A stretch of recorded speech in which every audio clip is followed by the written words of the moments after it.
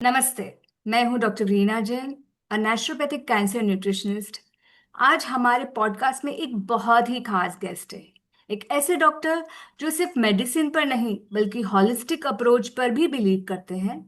Food, lifestyle और mind body connection के साथ डिजीज को समझने और ट्रीट करने इनकी खासियत है। डॉक्टर अनिल आज हमारे साथ है। मैं जो हेमेटोलॉजिस्ट है, ऑन्कोलॉजिस्ट है और एक हीलर है जो हर पेशेंट को हॉलिस्टिक पर्सपेक्टिव से देखते हैं। तो डॉक्टर अनिल, स्वागत है आपका हमारे पॉडकास्ट पे। Thank you, Reena ji. It is so good to be here with you. Thank you doctor and most welcome. And so मेरा डॉक्टर अनिल सबसे पहला सवाल है आपके लिए। आप एक हेमेटोलॉजिस्ट होने के बावजूद इतना हॉलिस्टिक और लाइफस्टाइल बेस्ड अप्रोच क्यों फॉलो करते हैं, और आपकी जर्नी कैसी रही है इन सालों में? रीना जी, देखिए क्या हुआ। आदमी को जब खुद जरूरत पड़ती है तो वो उसके आंसर्स ढूंढता है, और बाद में ये सब चीजें आती है कि हम दूसरों को भी ठीक कर सकते हैं। ट्रू। तो मेरे साथ भी ऐसे ही हुआ। मैं करीबन 20 साल पहले मुझे हार्ट अटैक आया। मैं हेल्दी था। I was weighing 68 kgs। कोई ऐसे प्रॉब्लम नहीं थी, डायबिटीज नहीं था, ब्लड प्रेशर नहीं था, थोड़ा सा कोलेस्ट्रॉल ज्यादा था। लेकिन फिर हार्ट अटैक क्यों आया? और अटैक भी आया तो ऐसा जो कि करेले पे नीम चढ़ा। मतलब जब एंजियोग्राफी करी गई तो तीनों आर्टरीज ब्लॉक मिली, ओ। और फिर थोक के भाव से स्टेंट लगा दिए गए। हम्म। और स्टेंट लगाने के बाद डॉक्टर्स ने कहा कि अब तुम ठीक। पर फिर भी मुझे अंदर से स्वस्थ नहीं लग रहा था। चेहरे पे स्वेलिंग रहती थी, नींद नहीं आती थी, एसिडिटी बनी रहती थी, और तरह तरह की प्रॉब्लम थी जिसके लिए कोई भी टेस्ट पॉजिटिव नहीं आता था। तो फिर मैंने रिसर्च खुद से शुरू करी कि क्या कारण हो सकता है जो कि हमें अस्वस्थ रखता है। हम्म। और फिर मैंने अपनी रिसर्च में पाया कि बहुत कुछ हमारे खाने पीने के सिस्टम से जुड़ा हुआ है। ट्रू। और मैंने जब उसको उन सिस्टम्स को ऑल्टर किया और अपने पर आजमाया, तो मेरी सारी चीजें ठीक 3 से 4 महीने में हो गई। वाह। पूरी की पूरी एक एक चीज चली गई।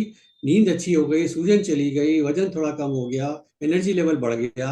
Everything became fine. अपने पेशेंट्स पे शुरू किया, हम्म। जिनको कि मैं ट्रीटमेंट तो देता ही था जो उनकी जरूरत है, और साथ साथ उनकी डाइट भी मॉडिफाई करता था। तो हमने देखा कि पेशेंट ज्यादा अच्छे से ठीक होने लगे। ऐसे पेशेंट ठीक होने लगे जो कहीं पे भी ठीक नहीं हो रहे थे, ऑटो इम्यून डिजीजेस के। ऑटो इम्यून 16-16 साल की बीमारियां ठीक हुई है। ये चीज इस तरह से मुझे समझ में आई कि किस तरह disease होती है, उसका कारण क्या है, और उसको परमानेंटली जड़ से कैसे निकाला जा सकता है। तो मोटिवेटिंग, मतलब आई थिंक आपका, अगर ये सुन के I think everybody will like to consult with you and go आपके रूल्स के हिसाब से। सो डॉक्टर, हमारी ऑडियंस के लिए एक इम्पॉर्टेंट बात कि आपके हिसाब से फूड और लाइफस्टाइल चेंजेस डिजीज जैसे ब्लड कैंसर है और ब्लड डिसऑर्डर्स है, इम्यूनिटी के लिए कितना पावरफुल होता है? ये देखा है कि हम अगर फूड को चेंज करें, हम्म। टाइप ऑफ फूड को चेंज करें, तो एक एक चीज ठीक हो सकती है। ऐसी बीमारियां ठीक हो सकती है जो आप सोच नहीं सकते। अभी आपने कभी सुना है कि थायराइड का प्रॉब्लम ठीक हो जाए? आज थायराइड की प्रॉब्लम सबसे बड़ी प्रॉब्लम है राइट। सोसाइटी में। मुझे एक घर ढूंढ के दिखा दो जिसमें एक थायराइड का पेशेंट ना हो। हर किसी को थायराइड हो रहा है। क्यों हो रहा है? ऑटो इम्यून डिजीज है वो। हम्म। उसके साथ ब्लड प्रेशर। और जब पेशेंट आते हैं मेरे पास, बोलते हैं हमारे को थायराइड है, मैं कहता रुक जाओ, मैं बताता हूँ तुमको और क्या क्या है। फिर मैं उससे पूछता हूँ तुमको बीपी है? बोला हाँ बीपी है। तुम्हारा शुगर ज्यादा रहती है? बोले हाँ ज्यादा रहती है। फैटी लीवर है? बोला हाँ फैटी लीवर है। आर्थराइटिस है? वाला आर्थराइटिस है। ये सारा एक स्पेक्ट्रम है जो कि ऑटो इम्यून होता है। और ऑटो इम्यून क्यों ट्रिगर होता है? उसका ट्रिगर हमें मिल गया कि ये खाने पीने के गलत, हमारे जो पद्धतियां चल रही है या जो मॉडर्न वे ऑफ लिविंग है, हम्म। उससे बहुत स्ट्रांगली जुड़ा हुआ है। सो डॉक्टर, आपके पास जरूर ऐसे पेशेंट आते होंगे जिन्होंने सिर्फ मेडिसिन के साथ साथ लाइफस्टाइल चेंज करके भी अपने हेल्थ के आउटकम्स को इम्प्रूव किया होगा। तो कोई एक ऐसी यस। इंस्पायरिंग कहानी आप शेयर कीजिए ना। हाँ जरूर, क्यों नहीं। तो एक महिला आई थी जो मैं पी की पेशेंट। आईटीबी की पेशेंट थी, उसको प्लेटलेट काउंट 10-15 हजार 20 हजार से ज्यादा बढ़ते नहीं थे। सब तरह की दवाइयां कर ली और पूरे इंडिया में घूम चुकी। तो यहाँ आई थी, उस समय कोविड फैला हुआ था। तो कोविड में मेरे से मिली तो मैंने भी उसको दवा तो दी, थोड़ा सा उसको इमीडिएटली तो रिलीफ देना था। लेकिन मुझे तब तक समझ में आया था कि कुछ खाने पीने की चीजों से ये ट्रिगर। हम्म। तो मैंने उसके डाइट में एक मॉडिफिकेशन किया। उस मॉडिफिकेशन के साथ साथ इतना अच्छा रिस्पॉन्स आया कि विद इन 2 to 3 मंथ्स उसकी पूरी बीमारी ठीक हो गई। उसका प्लेटलेट काउंट 1.5 लाख के ऊपर पहुंच गया। वाह। और 3 से 6 महीने के बीच में धीरे धीरे दवा कम करके दवा पूरी बंद कर दी। और दवा बंद करने के बाद में वो पेशेंट बिल्कुल ठीक है, परमानेंटली ठीक हो गई है। और आज भी खुश हुई कि वो, उसके हस्बैंड और उसके पेशेंट ने मुझे वीडियो रिकॉर्ड करके दिया, इंटरव्यू बनाया। वो मेरे यूट्यूब चैनल पे आप देख सकते हैं। वो इट इज वेरी अमेजिंग। वाह। और उसके बाद तो बहुत सारे किस्से हैं। मैंने आपके YouTube चैनल फॉलो करती हूँ और आपके टेस्टिमोनियल्स और बहुत सारी स्टोरीज है डॉक्टर, इट्स सो इंस्पायरिंग।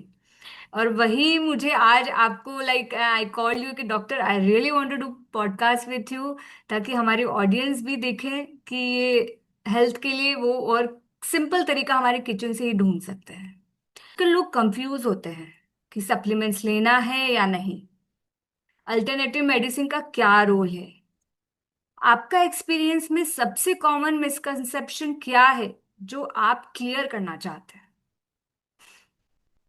बहुत अच्छा प्रश्न है आपका, ये बहुत इंपॉर्टेंट है। हम्म। क्योंकि आज मैं देख रहा हूँ कि ये सप्लीमेंट की जो प्रथा है, ये मतलब 15 साल के बालक के ऊपर से शुरू हो जाती है। True.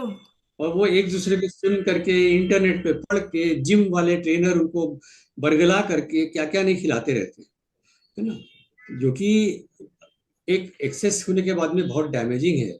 And I can we will discuss this in future episodes या। कि किस तरह से कुछ सप्लीमेंट्स रियली रियली डैमेज करते हैं बॉडी को। और कैंसर का उपज होती है वहां पे हम्म। कब? 15 साल 20 साल के बीच में कैंसर के सेल्स बनने लगते हैं। And right. They don't know about it. Right. They don't know. तो सप्लीमेंट्स का देखा जाए तो अगर डिजीज नहीं है बच्चा या आदमी को, किसी को भी डिजीज नहीं, हमें सप्लीमेंट किस चीज का चाहिए? हमें चाहिए पौष्टिक आहार का। एक नेचुरल आहार सप्लीमेंट चाहिए जो कि नेचर ने हमारे लिए डिजाइन किया है। ट्रू। कोई कहता है कि ये सप्लीमेंट खा लो, वो सप्लीमेंट खा लो। आप उसको ये कह सकते हो कि मैं सप्लीमेंट तो छोड़ो, लेकिन मैं प्योर फूड खाऊंगा, मैं नेचुरल फूड खाऊंगा, मैं ऐसा फूड खाऊंगा जो मेरी बॉडी के लिए नेचर ने, भगवान ने डिजाइन किया। और फिर आप देखिए आपको कोई प्रॉब्लम होती है? कुछ नहीं होगा। ये हमारा पूरा स्टडी है, 5 साल का हमारे पास डेटा है कि हमने कितने पेशेंट्स को लेकर पीरियड्स को भी हेल्थ प्रोग्राम में जाकर के इम्प्रूव किया है विदाउट सप्लीमेंट्स। उनके सप्लीमेंट्स बंद कराए हैं। और सारे टेस्ट उसके बाद ब्लड टेस्ट हम करते हैं, देखते हम्म। हैं कि उनको कोई डेफिशिएंसी है, नहीं है। आपने B12 और विटामिन डी के बारे में बहुत सुना होगा। ट्रू, हर कोई ये लेता है बहुत उसे। कॉमन है। बहुत कॉमन है। Exactly exactly. मेरे प्रोग्राम में जब 3.5 महीने के प्रोग्राम में लोग आते हैं, हम उनका विटामिन डी और B12 पहले मेजर करते हैं। और प्रोग्राम जब खत्म होता है, तो जिस प्रोग्राम में हम सिर्फ नेचुरल डाइट देते हैं, कोई सप्लीमेंट नहीं, दोनों लेवल्स नॉर्मल या बढ़िया बढ़ जाते हैं। कैसे हुआ? सोचो।